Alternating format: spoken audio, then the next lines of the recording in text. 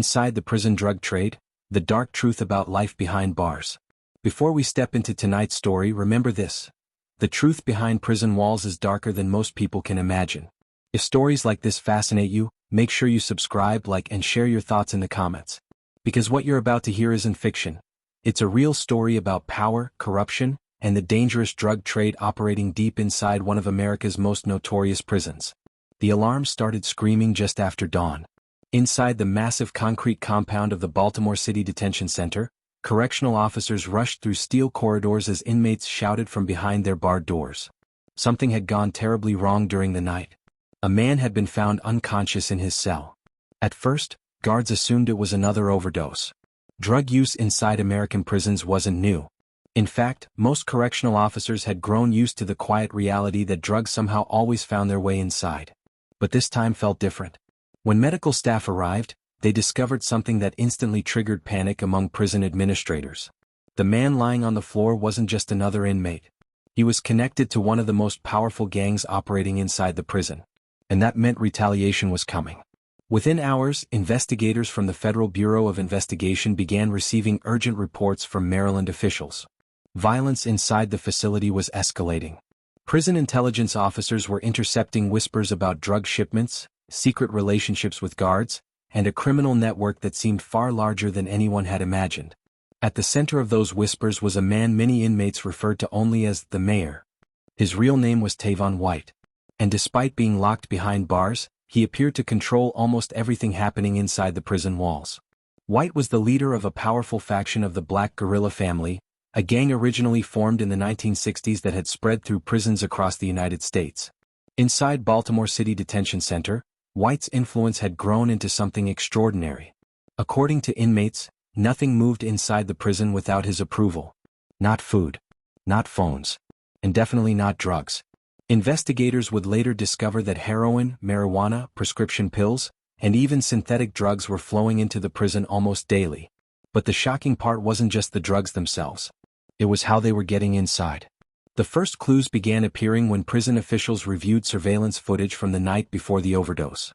One particular correctional officer kept appearing in strange places at strange times. She was young, quiet, friendly with inmates in ways that made supervisors uncomfortable. Her name was Tiffany Linder. At first glance, nothing about her seemed suspicious. She had passed background checks, completed training, and was trusted with access to multiple cell blocks. But investigators noticed something troubling. Every time Linder entered a housing unit controlled by Tavon White's gang, the cameras showed inmates gathering around her. Sometimes laughing. Sometimes whispering. Sometimes passing small items that quickly disappeared into prison cells. When agents began reviewing months of prison footage, a disturbing pattern emerged. Linder wasn't the only officer behaving this way. Another guard appeared repeatedly in the same areas, often meeting privately with members of White's group. Her name was Jasmine Johnson. And the deeper investigators looked, the stranger things became. Phone records revealed late-night calls between inmates and several correctional officers. Financial transactions began surfacing. Thousands of dollars moving through prepaid cards and bank accounts tied to people connected to the prison. Some of those payments were enormous for correctional officers earning modest salaries. But the most shocking discovery came when investigators intercepted a phone call secretly recorded inside the prison. On the call, Tavon White laughed while speaking to one of his associates outside the facility. He bragged openly about his control over the prison, about how guards were smuggling drugs, phones, and other contraband directly into his hands. And then he said something that stunned investigators listening to the recording. He claimed that several correctional officers weren't just working with him. They were in relationships with him. Real relationships. Investigators initially thought it was prison gossip, exaggeration from inmates trying to boost their reputations. But when they began interviewing staff members quietly, rumors started surfacing that sounded almost unbelievable. Some guards had been seen spending unusually long periods inside White's housing unit. Others had suddenly begun driving new cars or carrying expensive handbags far beyond what their salaries could afford. Then came the discovery that changed the entire investigation. During a private interview with federal agents, one correctional officer nervously admitted something no one expected. Several female guards inside Baltimore City Detention Center weren't just smuggling drugs for Tavon White. They were helping run his criminal operation. And according to the officer, one of them was pregnant, and claimed the father was Tavon White himself. When investigators verified the claim, the implications were explosive. If it was true, it meant Tavon White wasn't just controlling the prison drug trade. He was controlling the guards meant to stop it. And that meant the real criminal operation wasn't happening outside the prison walls. It was being run from inside them. By the time federal investigators realized how deep the corruption ran inside the Baltimore City Detention Center, the prison had already become something far more dangerous than a correctional facility. It had become a headquarters. Behind layers of concrete, steel doors, and razor wire, an organized criminal enterprise was quietly thriving. And at the center of it all was Tavon White. The deeper investigators from the Federal Bureau of Investigation dug into the case, the more shocking the evidence became.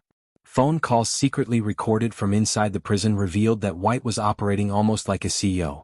He issued orders, negotiated deals, and managed money, all from a prison cell. But he wasn't doing it alone. He had help. A lot of it. Agents discovered that members of the Black Guerrilla family gang had established a structured operation inside the facility. Each member had a role. Some handled distribution of drugs inside the cell blocks. Others collected payments from inmates. And some managed communication with criminal contacts outside the prison. But the most critical role in the entire operation belonged to the people no one initially suspected. Correctional officers. Investigators began monitoring several guards who had appeared repeatedly in suspicious surveillance footage. One of them was Tiffany Linder. At first, her movements seemed subtle. Short visits to certain housing units. Brief conversations through cell doors. But once agents started listening to recorded phone calls between White and his associates, the truth became impossible to ignore. In one call, White laughed as he explained how drugs were entering the prison.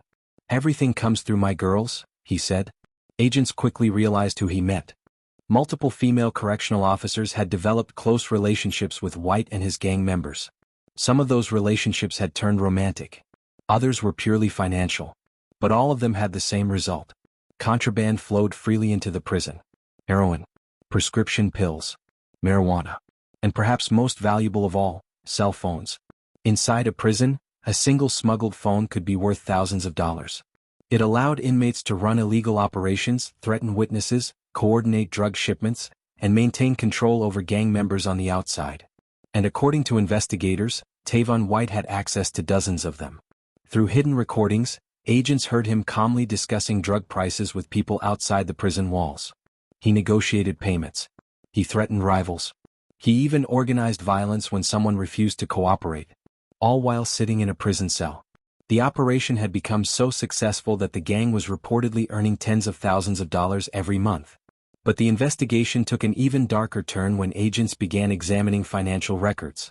Money was moving in strange ways. Payments were being sent through prepaid debit cards, mobile transfers, and bank deposits made by people connected to inmates. Those payments eventually landed in accounts belonging to correctional officers. One of the names that kept appearing was Jasmine Johnson. Surveillance teams began quietly tracking her movements outside the prison. What they saw raised even more red flags. Despite earning a modest correctional officer's salary, Johnson had begun spending money at a level that didn't make sense.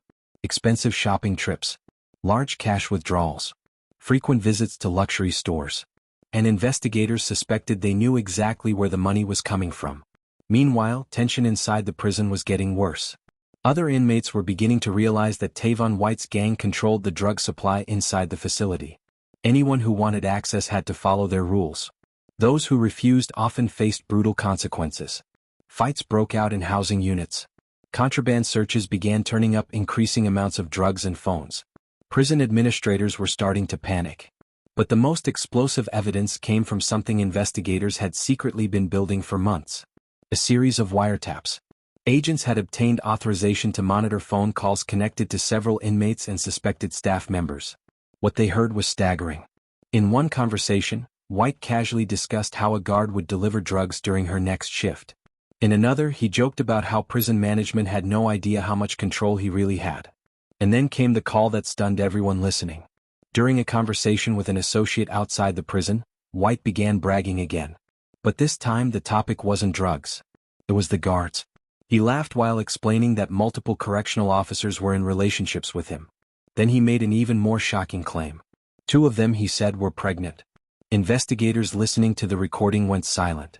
If that claim was true, It meant the corruption inside Baltimore City Detention Center had crossed into territory few people could imagine.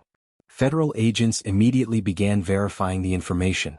Medical records, personnel reports, private interviews, and slowly the truth began to emerge. At least one correctional officer connected to the investigation was indeed pregnant. And according to several inmates, she had openly told people inside the prison that the father was Tavon White. For investigators, the implications were terrifying. If White truly had that level of influence over prison staff, it meant the gang wasn't just smuggling drugs. They had effectively taken control of parts of the prison itself. But just as federal agents were preparing to make arrests, something unexpected happened. One of the guards under investigation suddenly stopped showing up for work. Her phone went silent. Her apartment was empty. And no one at the prison knew where she had gone. For investigators racing to expose the prison drug empire, it meant only one thing. Someone inside the operation had realized the investigation was closing in. And now, witnesses were starting to disappear. When the correctional officer vanished, panic quietly spread through investigators working the case. Inside the walls of the Baltimore City Detention Center, rumors moved faster than any official report. Inmates whispered that federal agents were watching. Guards began nervously questioning each other in hallways. And somewhere inside the prison, the man at the center of it all continued operating like nothing had changed. Tavon White still held court inside his housing unit. To many inmates, he wasn't just another prisoner anymore. He was the man running the place. But outside the prison, investigators from the Federal Bureau of Investigation had already spent months quietly building one of the most shocking corruption cases in modern American prison history. Wiretaps, financial records, surveillance footage, recorded phone calls. By early 2013, federal prosecutors believed they finally had enough evidence to dismantle the entire operation. And when they moved in, they moved fast. Before sunrise on April 23, federal agents and local law enforcement officers launched a series of coordinated arrests across Maryland. Doors were knocked down. Apartments were searched. Phones, computers, and stacks of financial records were seized. By the end of the day, the scale of the scandal stunned the public. 13 female correctional officers connected to the prison were charged for their roles in the criminal enterprise. Among them were officers investigators had been watching for months, including Tiffany Linder and Jasmine Johnson. The charges described something that sounded almost unbelievable. According to prosecutors, Tavon White and members of the Black Guerrilla family had effectively turned the prison into a marketplace for drugs and contraband. Correctional officers had smuggled in heroin, marijuana, prescription pills, and cell phones. In return, they received thousands of dollars in payments. Some of them had also formed personal relationships with inmates they were supposed to supervise. And the most shocking allegation of all soon became national headlines. Several of those officers had become pregnant during the scheme. One officer reportedly told investigators that White had fathered her child. The story spread across American media like wildfire. How could a prisoner run a criminal empire from inside a maximum security facility? How could so many correctional officers become involved? And how had it gone unnoticed for so long? When Tavon White was finally brought into federal court, the evidence against him was overwhelming. Prosecutors played recordings of his own phone calls. On one tape, White could be heard laughing as he described the power he held inside the prison. "They say I'm the king," he joked. But inside the courtroom, there was nothing funny about what investigators had uncovered. Witnesses described a prison system where fear and corruption had replaced authority. Inmates testified about how drugs flowed through cell blocks. Former guards admitted they had smuggled contraband in exchange for cash. Some said they felt pressured. Others admitted they had simply been tempted by the money. One by one, members of the operation began pleading guilty. Correctional officers, gang members, outside associates. The entire network slowly collapsed under the weight of the evidence. In 2014, Tavon White was sentenced in federal court to 12 years in prison for his role in running the smuggling ring. Several of the correctional officers also received prison sentences. Others lost their careers, reputations, and futures. But the story didn't end with the convictions. Because the deeper investigators looked into the case, the more disturbing questions emerged. Baltimore City Detention Center had long struggled with overcrowding, understaffing, and poor oversight.